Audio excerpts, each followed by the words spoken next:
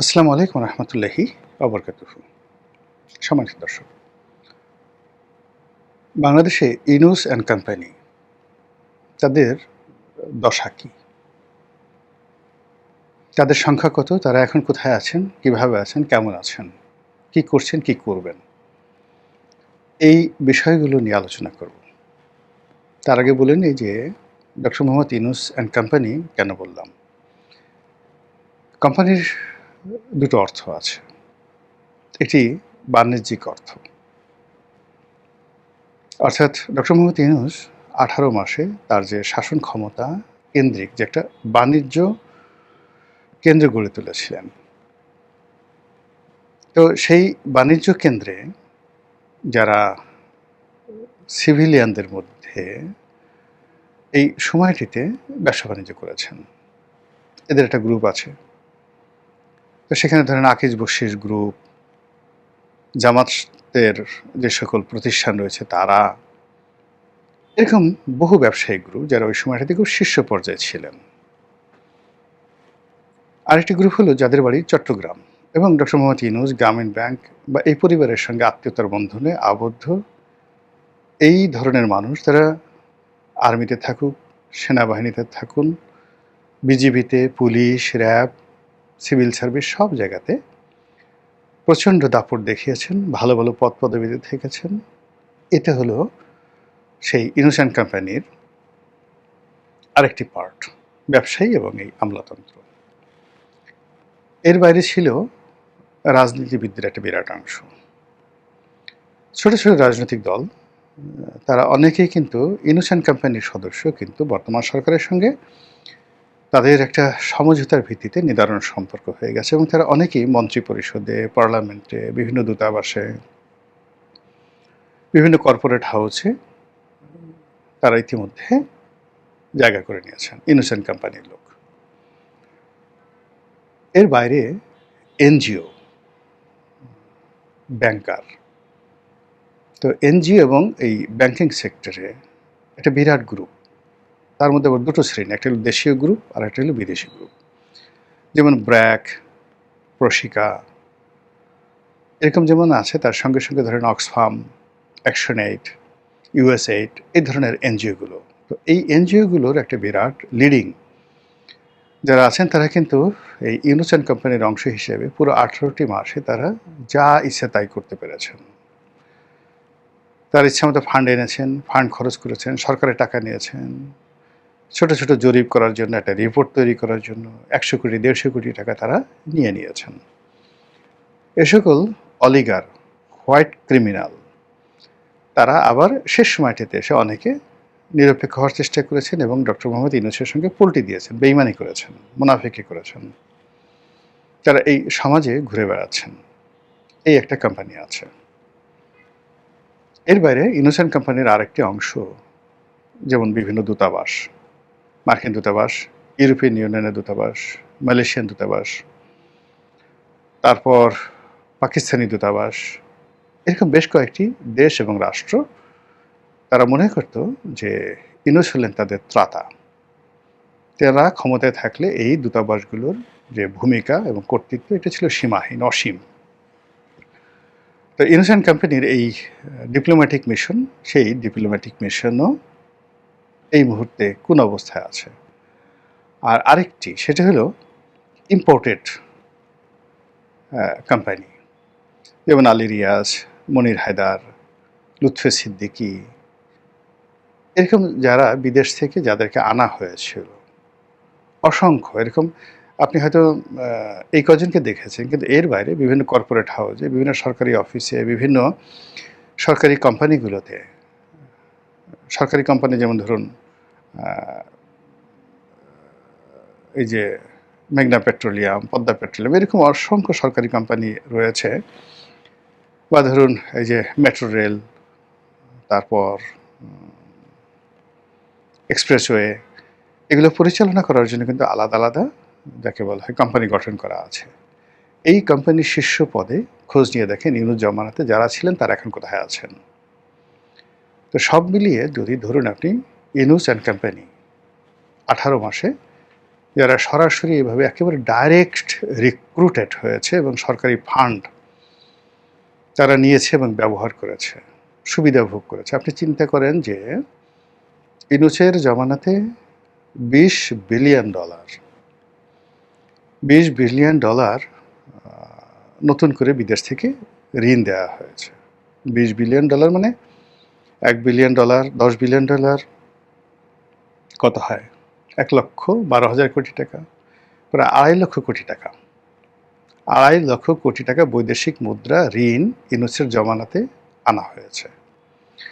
পরবর্তীতে দেখা গেল ইউনূস সেগুলো ব্যবহার করতে না পারার কারণে দাতারা এগুলো বন্ধ করে দিয়েছে। কিন্তু এই যে $20 বিলিয়ন আমরা নতুন করে ঋণ হয়েছি, শেখ হাসিনা রেখে গেছে $100 বিলিয়ন, কিন্তু ইউনূস সাহেব যখন গেছেন তখন সেটা হয়ে গেছে $120 billion, more or less $1-2 billion কম বেশি হতে পারে। তো এই টাকা কারা খেয়েছে, কোথায় দেয়া হয়েছে, এর মধ্যে কত পার্সেন্ট লুটপাট হয়েছে, কত পার্সেন্ট পাচার হয়েছে, এনজিওগুলো কত পার্সেন্ট পেয়েছে, ইউনূস অ্যান্ড কোম্পানি কত পার্সেন্ট পেয়েছে, রাষ্ট্রের কাজে কি হয়েছে, একটু হিসাব বের করেন তো।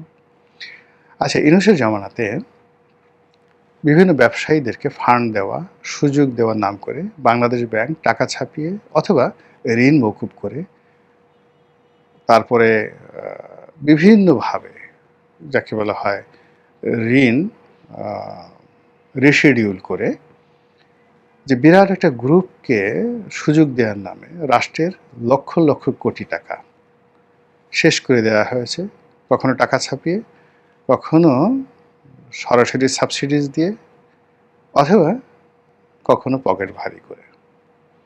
এই টাকা কারা খেয়েছে, কারা নিয়েছে? এরপর ভর্তুকির নামে, লোকসানের নামে, প্রকল্পের নামে যে সকল পাবলিক ওয়ার্কস হয়েছে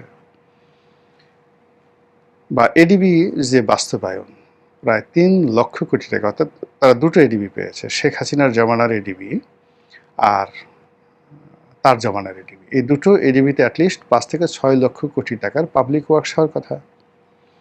এখন এটা যে হয়নি তার তো প্রমাণ নেই, এই টাকাটা জমা পড়ে আছে তার কোনো প্রমাণ নেই। তাহলে এই 6 লক্ষ কোটি টাকা কোথায় কোন রাস্তা এই 2 বছরে নির্মিত হয়েছে, কোথায় কতটা পাবলিক ওয়ার্কস হয়েছে, সামাজিক যে সকল প্রকল্প চালু ছিল সেই প্রকল্পগুলোর অবস্থা কি, এগুলো হিসাব করলে আপনি দেখবেন যে মাত্র 2 বছরে আপনি 15 থেকে 20 লক্ষ কোটি টাকা বিদেশি ঋণ, লোকাল ঋণ, সরকারি অর্থ, ঘুষ, দুর্নীতি সব মিলিয়ে প্রায় 20 লক্ষ কোটি টাকা ব্যয় হয়েছে।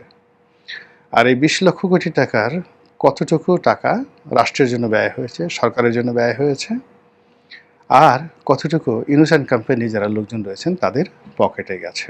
আর যে সকল টাকা পকেটে গেছে দেশের মধ্যে কত আছে আর দেশের বাইরে কত আছে, এ সকল হিসাব নিয়ে এখন আলাপ আলোচনা হচ্ছে। আলাপ আলোচনার কারণে এই ইউনূস অ্যান্ড কোম্পানির খুব কাছাকাছি যারা ছিলেন তারাই এখন বলার চেষ্টা করছেন যে 17 বছর ধরে শেখ হাসিনা এই দেশের যে সর্বনাশ করেছেন তার চাইতে অনেক অনেক বেশি সর্বনাশ করেছেন ইউনূস অ্যান্ড কোম্পানি 17 মাসে।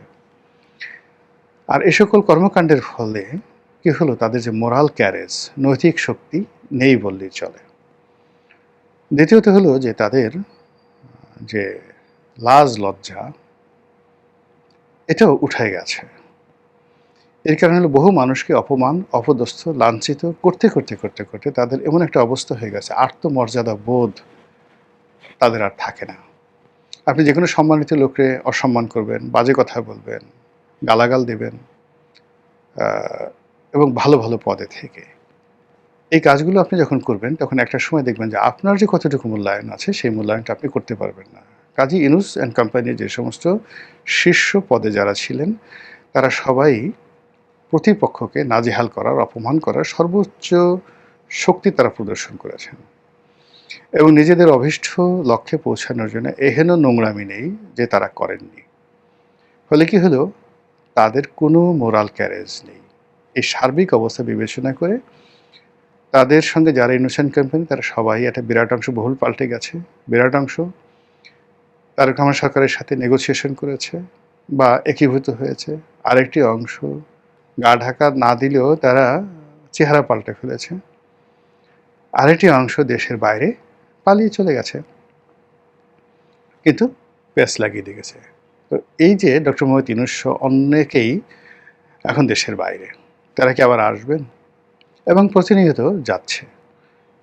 তো যারা যারা যাচ্ছে, এই যে ফারুকী নামে একজন উপদেষ্টা ছিলেন, নাট্য নির্মাতা, তার স্ত্রী তিশা, তারা দুজন অস্ট্রেলিয়াতে গেলেন। কি জন্য গেলেন, কি কারণে গেলেন সেটা ডাজ নট ম্যাটার, কিন্তু মানে প্রচণ্ড রকম একটা ঝাঁকুনি তৈরি হয়েছে ইনোসেন্ট কোম্পানির মধ্যে।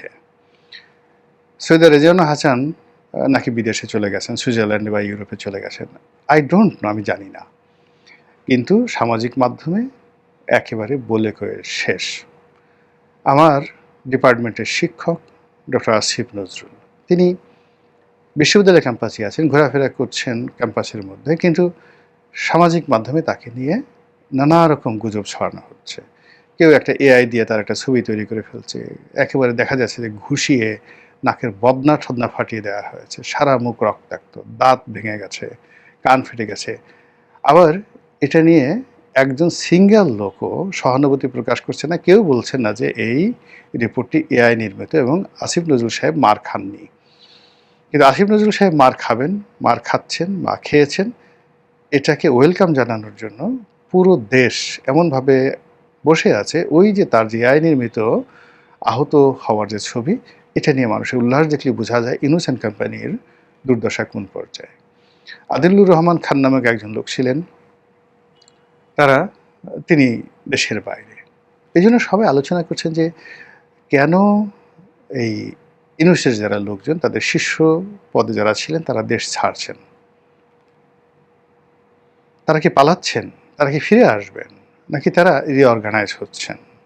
ডক্টর ইউনূস প্যারিসে গিয়ে কী করেছেন, নেদারল্যান্ডে গিয়ে কী করেছেন, তারপর ইউরোপের অন্য কোথায় গেছেন, এই জিনিসগুলো নিয়ে খুব, মানে জার্মানিতে কী করেছেন, এই জিনিসগুলো নিয়ে খুব আলোচনা হচ্ছে। তার সঙ্গে লামিয়া মোর্শেদ আছে, আর কারা কারা আছে, এগুলো নিয়ে প্রতিদিনই মানে মকারি হচ্ছে ইন্টারনেটে। এটার শুভ দিক আছে, ভালো দিক আছে, আবার মন্দ দিকও আছে। তো যেটা বলছিলাম যে ইউনূস সাহেবের যারা লোকজন কেন এই পাইকারি হারে দেশ ছাড়ছেন, একটা বিরাট অংশ। আর দেশের মধ্যে যারা আছেন তারা কেন সবার সমিতি সেমিনারে আসতে পারছেন না।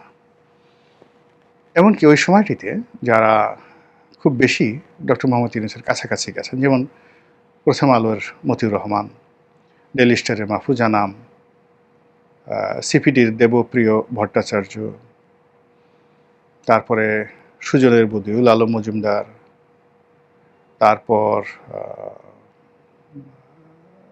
ইফতেখার সাহেব আছেন যিনি ট্রান্সপারেন্সি ইন্টারন্যাশনালের। তো এই সমস্ত বুদ্ধিজীবী, অর্থনীতিবিদ, এনজিও ব্যক্তিত্ব, আপনি তাদেরকে যেভাবেই মানে ডেজিগনেশন দেন না কেন, বা তাদেরকে যেভাবে তারা যতটা ডিগনেটারি হন না কেন, তাদের মূল পরিচয় হলো তারা একটা বলয় মেনটেন করেন, একই ভাষায় কথা বলেন, ভিন্ন ভিন্ন সেক্টরে এই কাজগুলো করার জন্য তারা ডেইলি স্টার এবং প্রথম আলো কেন্দ্রিক একটা আড্ডাখানা, বৈঠকখানা তারা মেনটেন করেন। এবং তাদের অনেকের পেছনে ভারতের হাত আছে, অনেকের পেছনে আমেরিকার হাত আছে, এবং তারা দেশের চাইতে বিদেশি যারা লোকজন আছে তাদেরকে বেশি পছন্দ করেন। এবং এই বাংলাদেশে কিচ্ছু হবে না, নির্বাচন হবে না, এই বাংলাদেশের লোকজন ভালো না, লেখাপড়া নাই, মানে ইন্টেলেকচুয়ালি এই লোকগুলো পুরো বাঙালির যে জাতিসত্তা রয়েছে, বাঙালির যে গ্লোরিয়াস ডে রয়েছে, আমাদের ভাষা, শিল্প, সাহিত্য, সংস্কৃতি এবং আমাদের রাজনীতি এবং এই ভূখণ্ডের যে একটা আধিপত্য, 2000 বছর ধরে আমরা পৃথিবীর মধ্যে সবচেয়ে আকর্ষণীয় একটি রাষ্ট্র ছিলাম। ছোট রাষ্ট্র হোক বা ধরুন খুব শক্তিশালী না হোক, কিন্তু আজ যেভাবে মোনাকোর কথা বলতে পারেন, কাতারের কথা বলতে পারেন, দুবাইয়ের কথা বলতে পারেন, সিঙ্গাপুরের কথা বলতে পারেন, বহু শতাব্দী ধরে আমাদের বহু নগর, আমাদের এই বাংলা বিহার উড়িষ্যাতে উজ্জয়িনী, আমাদের এই বাংলা বিহার উড়িষ্যাতে মুর্শিদাবাদ, কলকাতা, ঢাকা, মহাস্থানগড়, সোনারগাঁ, অসংখ্য এরকম নগর, মহানগর গত আপনি ২ থেকে ৩ হাজার বছরের মধ্যে আপনি এদেরকে পাবেন। ওয়ারী বটেশ্বর তো মহেঞ্জোদারো হরপ্পাদের মানে সমপর্যায়ের, অর্থাৎ আজকে থেকে ৪,০০০ বছর আগের সভ্যতা। তো এটা এই যে নব্য যারা বিদেশি পেইড এজেন্ট, যে গ্রুপটির কথা বললাম, এরা এটা স্বীকার করে না। এরা বলে বাঙালির কিছু নাই, এদের পেট ভরা কৃমি, মুখ ভরা ময়লা, নাক ভরা পশম, বগল ভরা গন্ধ। এরা কোনো কিছু ঠিকমতো শেভ করে না, উপরে নিচে কোথাও শেভ করে না। এদের পায়ে গন্ধ, মোজা পরলে গন্ধ, এরা ঠিকমতো জুতা পরতে পারে না, এরা হাঁটতে পারে না, প্যান্টে বেল্ট পরতে পারে না, বাংলায় ঠিকমতো কথা বলতে পারে না, ইংরেজি তো পারেই না। এই জাতিকে যদি সোজা করতে হয় আমেরিকা থেকে লোক আনতে হবে, এই জাতিকে যদি সোজা করতে হয় ফ্রান্স থেকে লোক আনতে হবে, নিদেন পক্ষে কলকাতা থেকে দিল্লি থেকে লোক আনতে হবে। এইরকম গত ৩০-৩৫ বছর ধরে এই গ্রুপটার সৃষ্টি হয়েছে আসলে ৯২-৯৩ সনে। এই ৯২-৯৩ সনে এই যে গ্রুপটা তৈরি হয়েছে, এর আগে এদের অস্তিত্ব ছিল না। এরশাদ জমানাতে এরা ছিলেন না, জিয়াউর রহমান জমানাতে ছিলেন না, বঙ্গবন্ধু জমানাতে এদের অস্তিত্ব ছিল না। এই যে নব্য একটা গ্রুপ তৈরি হয়েছে, এই গ্রুপটা 100% এফোর্ট দিয়েছে ডক্টর মোহাম্মদ ইউনূসের সঙ্গে। আর সেই গ্রুপটির একটা বিরাট অংশ একেবারে পট পরিবর্তনের সঙ্গে সঙ্গে তারেক রহমান সাহেবকে মাথায় করে নিয়েছে, তাকে অবতার বানিয়ে যে ফায়দা লোটার চেষ্টা করেছিল, সেই ফায়দাটা এখনো পর্যন্ত হয়নি। এদিকে ইউনূসের সাথে সম্পর্ক ভালো ছিল, আবার বিএনপির সাথে একেবারে সম্পর্ক খারাপ নয়। অন্যদিকে জামাতের প্রতি প্রচণ্ডভাবে দুর্বল এরকম একটি বুদ্ধিজীবী গ্রুপ, তারাও ভীষণভাবে ইউনাইটেড হয়ে গেছে। তো সব মিলিয়ে যে চাপ, এই মুহূর্তে যে চাপ, রাজনৈতিক চাপ, এটা আওয়ামী লীগ তো ফিল্ডে নেই। এই প্রথম চাপটা আসবে ইউনূস অ্যান্ড কোম্পানির উপর। এবং যেহেতু এরা বুদ্ধিমান, যেহেতু এরা ১০ ঘাটের পানি খাওয়া, কাজেই তারা এই বর্তমান পরিস্থিতিতে যাদের দেশ ছেড়ে যাওয়া দরকার তারা যাচ্ছে, যারা চুপ থাকার দরকার তারা চুপ থাকছে, যারা সরে থাকার দরকার তারা সরে থাকছে, যারা আবার নতুন করে দালালি করার সুযোগ পাচ্ছে তারা ঠিক সেইভাবে নতুন দালালি শুরু করছে। আর এর প্রেক্ষিতে নানা রকম গুজব ছড়িয়ে পড়ছে। দেখা যাক কোথায় গিয়ে পরিস্থিতি কিভাবে সমাপ্ত হয়। আসসালামু আলাইকুম রহমতুল্লাহি ওয়া বারাকাতুহু।